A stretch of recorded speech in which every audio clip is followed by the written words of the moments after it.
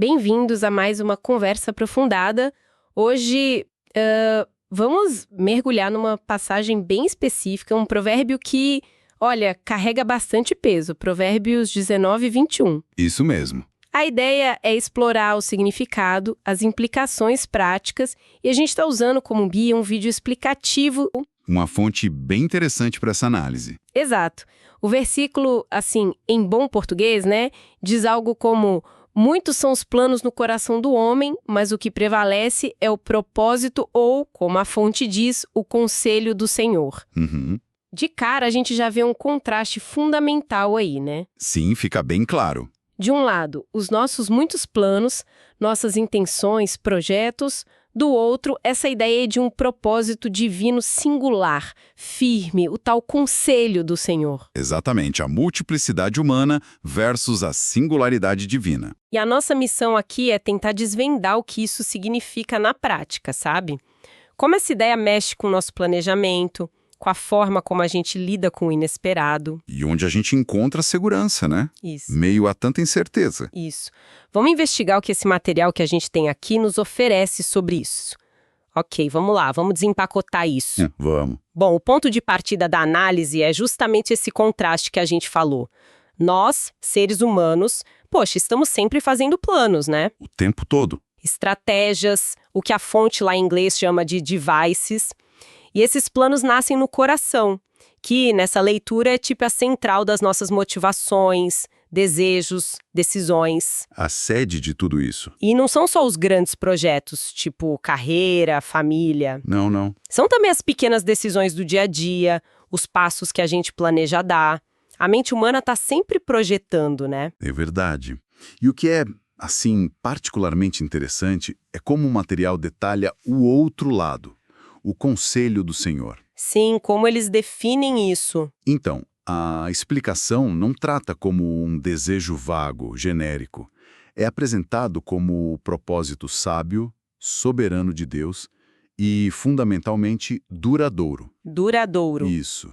É descrito como algo inabalável, firme mesmo.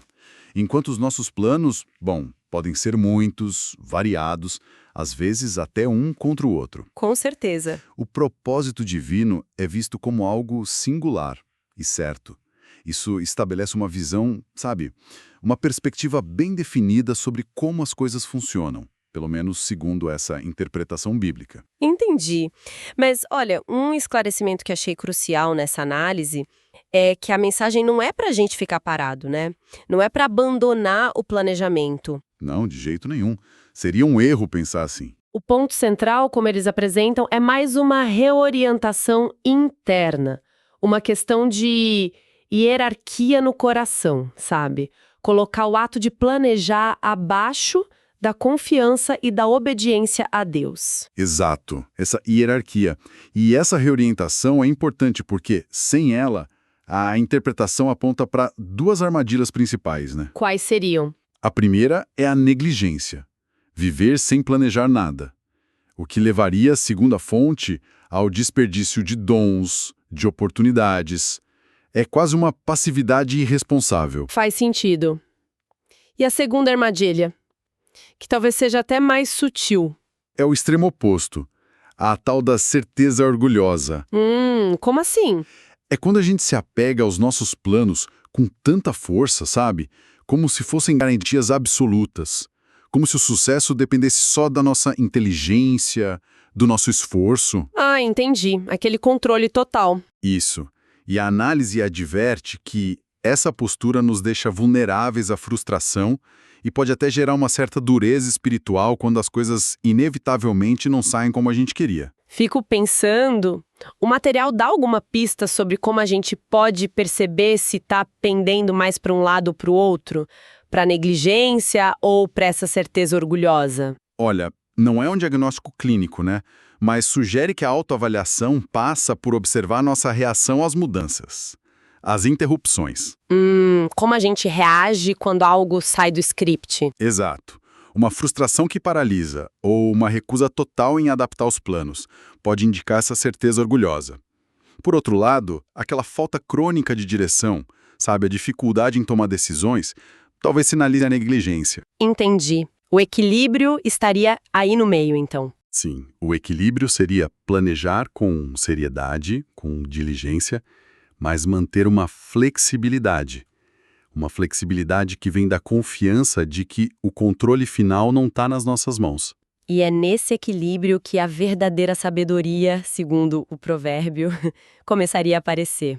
Exatamente. Então, se essas são as armadilhas, qual seria o caminho da sabedoria que essa leitura propõe? Bom, a sabedoria aqui não é definida como a nossa habilidade de fazer os planos darem certo, sempre, a qualquer custo. Não é forçar a realidade à nossa vontade. Não é sobre controle absoluto, então. Pelo contrário, a interpretação enfatiza a humildade. Sabedoria seria submeter nossos planos a Deus, sabe?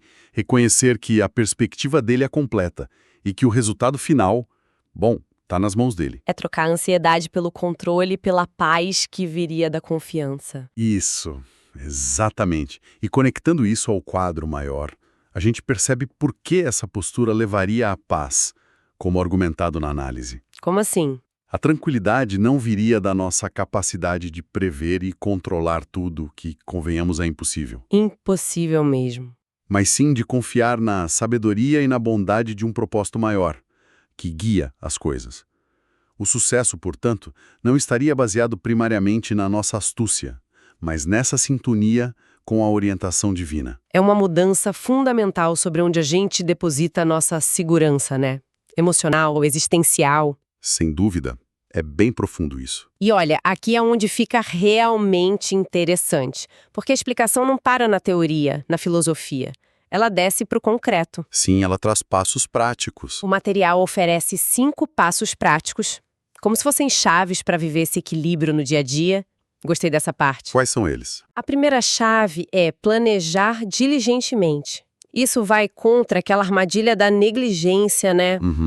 A orientação é usar o tempo, os recursos que a gente tem hoje, para preparar o amanhã de forma responsável. Estabelecer metas, pensar nos passos, sempre buscando, dentro dessa visão de mundo, alinhar os planos com valores que honrem a Deus e sirvam aos outros. Não é passividade, é ação consciente. Exatamente. A diligência é super valorizada, mas não é o fim da história. Não mesmo.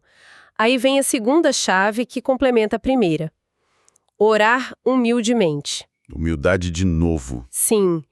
Antes de cravar um plano em pedra, a sugestão é levá-lo a Deus. Buscar discernimento, sabe? Lendo as escrituras, buscando o conselho de pessoas maduras na fé, que nos conheçam, que possam dar perspectivas. É um reconhecimento explícito de que a gente não tem todas as respostas, né? Exato. Esse passo de buscar conselho divino e humano é crucial para evitar que o planejamento vire só um exercício do nosso ego. Com certeza. E isso leva direto para a terceira chave. Manter os planos com mãos abertas. Eu gosto muito dessa imagem. Mãos abertas. O que significa na prática? Significa cultivar uma disposição interna e prática para aceitar interrupções, mudanças de rota, portas que fecham e novas direções que surgem do nada. É deixar espaço para o inesperado. Isso. Reconhecer que nossa visão é limitada e que o roteiro final pode ser bem diferente do que a gente rascunhou. Mas, sabe, isso de manter os planos com mãos abertas pode soar meio passivo para alguns, né? Como que o material aborda isso para não parecer desistência fácil? Ótima pergunta. A explicação diferencia bem mãos abertas de mãos vazias ou mãos inertes. Não é falta de convicção ou de esforço. Não é largar a mão de tudo. De jeito nenhum. É mais uma postura de confiança. É planejar e agir com todo o empenho, sim, mas sem aquela rigidez que vem da crença de que nós somos os únicos arquitetos do nosso futuro. Entendi. As mãos abertas simbolizam a prontidão para receber tanto o sucesso do plano original, quanto uma possível correção de curso que venha de Deus, entende? Sabendo que ambos podem fazer parte do propósito maior dele. É uma confiança ativa, veja bem, não uma resignação passiva. Entendido, faz todo sentido. A quarta chave segue essa linha, obedecer prontamente.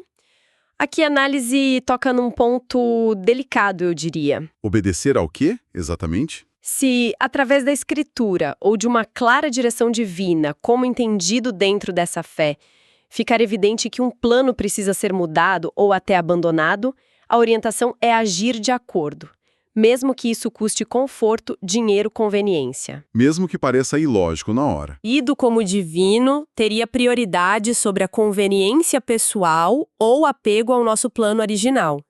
E quando essa obediência parece ir contra toda a lógica humana, o vídeo dá alguma luz sobre isso? O material reconhece essa tensão, sim. Não promete que a obediência vai ser sempre fácil ou, assim, logicamente transparente no curto prazo. É um desafio à fé mesmo. Totalmente. A ênfase está na confiança no caráter e na sabedoria de Deus a longo prazo. A ideia por trás é que, mesmo que um passo de obediência pareça estranho ou custoso agora, ele se alinha com o propósito maior e, no fim das contas, levará a um bem maior, ainda que a gente não entenda imediatamente. É um chamado à fé sobre a razão em certos momentos, né? Exatamente.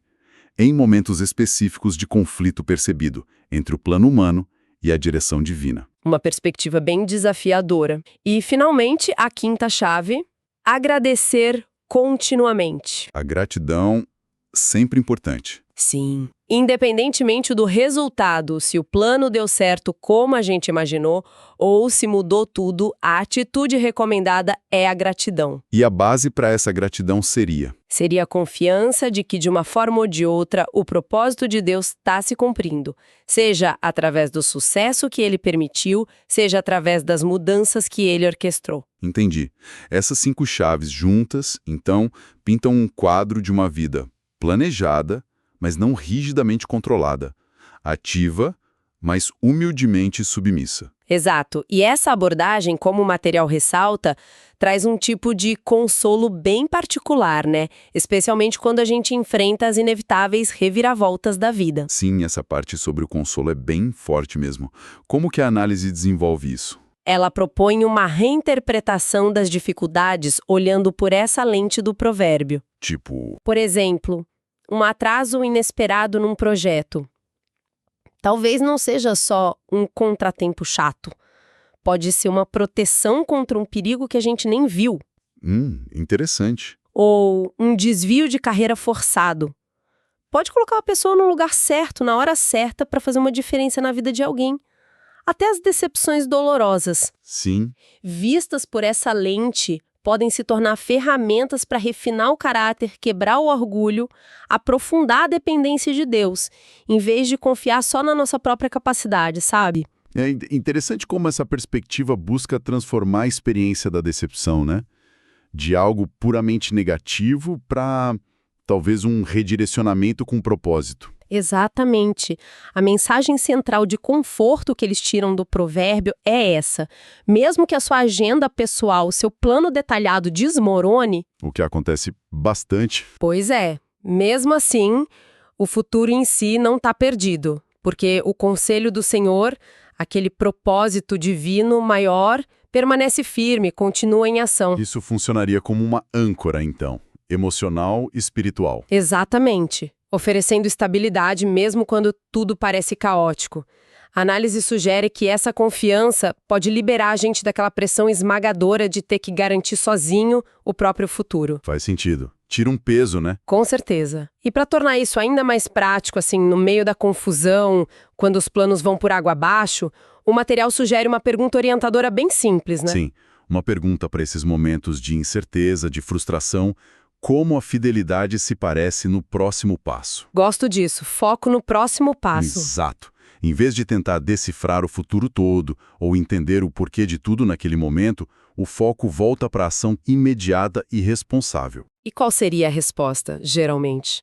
Frequentemente, a resposta a essa pergunta, segundo a explicação, envolve ações bem básicas, sabe? Orar pedindo clareza, exercitar a paciência e simplesmente continuar cumprindo as responsabilidades do dia a dia com integridade e com constância, mesmo sem ter todas as respostas. É um chamado à perseverança nas pequenas coisas, né? Nos deveres diários, mesmo quando o quadro geral está todo confuso. Isso. E, bom, isso levanta uma questão importante sobre como internalizar essa mentalidade de forma consistente. Como fazer isso virar hábito? Uma sugestão final, bem prática, que a análise oferece é prestar atenção à nossa linguagem cotidiana. Linguagem, como assim? Mudar o jeito de falar? A ideia é moldar a forma como a gente fala sobre nossos planos, nossas intenções. Me dá um exemplo. Em vez daquelas afirmações rígidas, super confiantes sobre o futuro, tipo, eu farei X amanhã, o projeto Y vai ser um sucesso garantido. Que a gente faz o tempo todo. Exato. A sugestão é adotar uma linguagem de intenção humilde.